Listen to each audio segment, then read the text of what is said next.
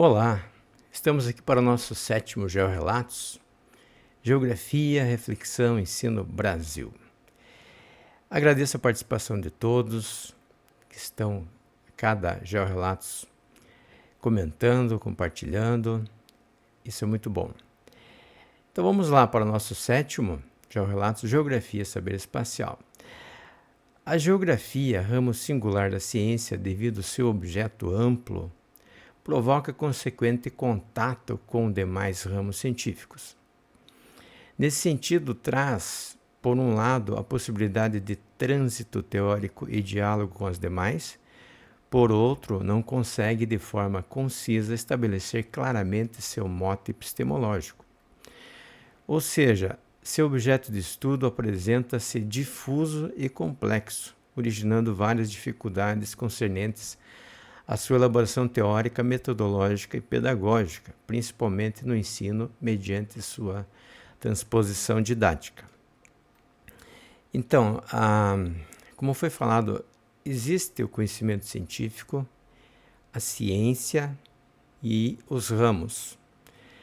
A geografia é um ramo, mas desde sua origem, ela, como atinge a parte humana e a parte física, a parte natural, ela já tem uma dificuldade epistemológica para estabelecer claramente seu objeto. Isso também ele ocorre também na questão do ensino, quando dá transposição didática. Então a geografia é uma ciência, um ramo bem interessante para o conhecimento humano, mas tem essa dificuldade. Então, desde a origem da geografia até hoje, existem estudos, discussões, reflexões para estabelecer um pouco melhor o objeto de estudo da geografia. Dessa forma, sua dificuldade epistêmico-metodológica e didático-pedagógica é amenizada quando a geografia usa o método científico clássico original, adicionado aos princípios. Já vimos, né? Extensão, causalidade, conexidade, atividade, analogia.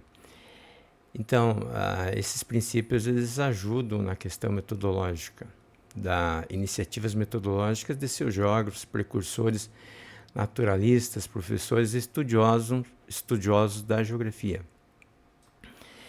Então, para que a ciência tenha uma credibilidade, ela tem que se basear em algumas teorias e seu método, né? Seus métodos, suas metodologias técnicas.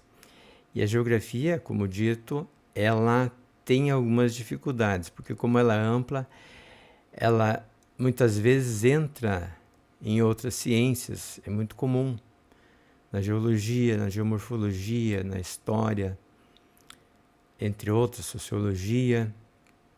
Então a geografia vai usando às vezes até alguns termos, por exemplo, população. População é um termo da biologia. Na geografia a gente usa muito a população e hoje ficou quase que natural que é um termo da geografia, mas ela não é um conceito da biologia. Depois foi adaptado para a geografia, só para colocarmos um exemplo. Nesse contexto, as vertentes geográficas no Brasil atendem às necessidades teóricas e conceituais do tema a ser estudado e ou ensinado. Como dito, os paradigmas hegemônicos são o tradicional, clássico, e o crítico. O primeiro, substanciado pelo método clássico da ciência, tendo por base a filosofia positivista e pensamento aristotélico. O outro critica esta forma de elaborar o conhecimento e promove a ideologia e a política para produzir o edifício do saber geográfico, com base no marxismo gramsciano estruturado no materialismo histórico dialético. Então, como já dito anteriormente, a geografia clássica no Brasil, ela no século XX e até vamos dizer assim, começo do 21, mas precisamente até os anos 80, né, do século passado, ela vinha muito presente nos livros didáticos, nas pesquisas, principalmente na escola, nos livros, né, didáticos. A partir dos anos 70, entrou a geografia crítica. E a geografia crítica, ela critica a geografia clássica, porque ela diz que a geografia clássica ela não oferece uma análise mais atenta, completa, na verdade uma crítica a algumas coisas que fere, vamos dizer assim, a vida do ser humano no planeta, as relações, por exemplo, Estado-sociedade. E essa relação ela deve ser deve ser atualizada, deve ser repensada, deve ser analisada, criticada. Então daí a geografia crítica ela até critica a própria filosofia, porque diz que essa filosofia ela pode atrapalhar a evolução da ciência. Isso é o pensamento crítico. E lógico, esse pensamento crítico não é só da geografia crítica, de outras ciências também. E a base dela é o marxismo gramsciano, né, estruturado no materialismo histórico dialético. No ensino de geografia brasileiro, podemos destacar mais duas vertentes, a teorética quantitativa e a fenomenológica. A primeira, a teorética quantitativa, mais frequente nos livros didáticos, quando de ilustrações, gráficos, tabelas, projeções, mapas convencionais, advindos principalmente do IBGE. Vou tentar mostrar aqui um livro didático, uma parte pelo menos do livro didático. Então esse é um livro do 8º ano. Então só para observarmos assim que quase todas as páginas dos livros didáticos, pode ser do 6º ano, 7º ano, eles vêm com bastante informações nesse sentido cartográfico, ilustrações, tabelas, gráficos, projeções, mapas, advindos principalmente do IBGE, Instituto Brasileiro de Geografia e Estatística. Também tem a fenomenologia. Fenomenologia, paradigma mais recente, aplica-se melhor no ensino, pois estimula a percepção espacial, incentivando o indivíduo, o aluno, na observação de seu espaço imediato. Então aqui nós temos uma outra geografia, uma outra vertente na realidade, né? Então são duas.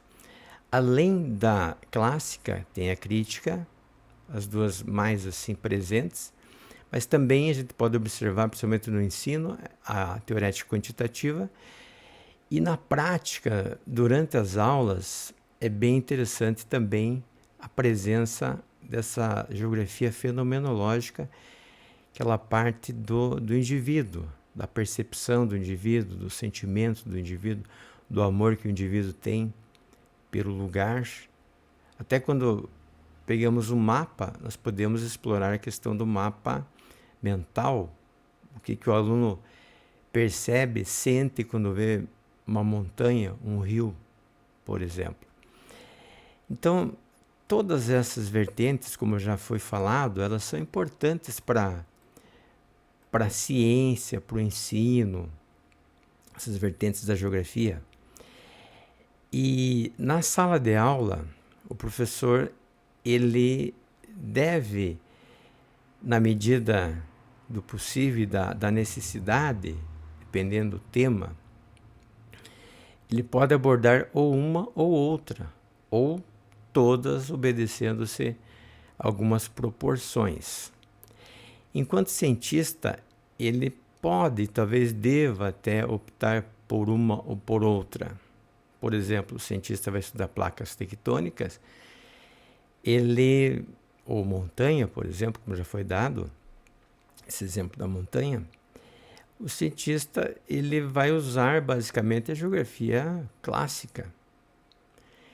Agora ele vai estudar assim a ocupação de um espaço, de uma montanha pela sociedade, por um grupo de pessoas. Talvez seja interessante ele começar por uma geografia crítica, para observar a questão ambiental, para observar quem que está utilizando aquele espaço, como que está utilizando, se existe alguma questão de uma influência econômica, e aí que entra a questão também do sistema capitalista. E é válido, é importante fazer essa análise com esta vertente. Mas como foi mostrado aqui também, nos livros didáticos usa-se bastante tabela, mapas, gráficos, ilustrações, no caso da geografia teorética quantitativa, e na aplicação de alguns temas também é importante que o aluno seja o foco, geralmente o aluno, né, foco da aprendizagem, e que ele perceba e o professor também faça um diálogo com o aluno na questão da percepção, como que ele percebe. Então cada aluno percebe de uma maneira diferente. Unindo essas percepções pode ter um bom resultado na questão pedagógica e didática. Então, nesse sétimo georrelato, nós refletimos um pouquinho sobre a geografia e o ensino, e essas vertentes e como que elas poderiam ajudar nos temas, né, do ensino da geografia. Então nós encerramos esse georrelatos, né, o sétimo. Eu agradeço a participação. Mais uma vez, peço que as pessoas, vocês, né, participem, compartilhem, se inscrevam, dê um like. Isso ajuda muito a divulgação do nosso trabalho. Muito obrigado. Até o próximo.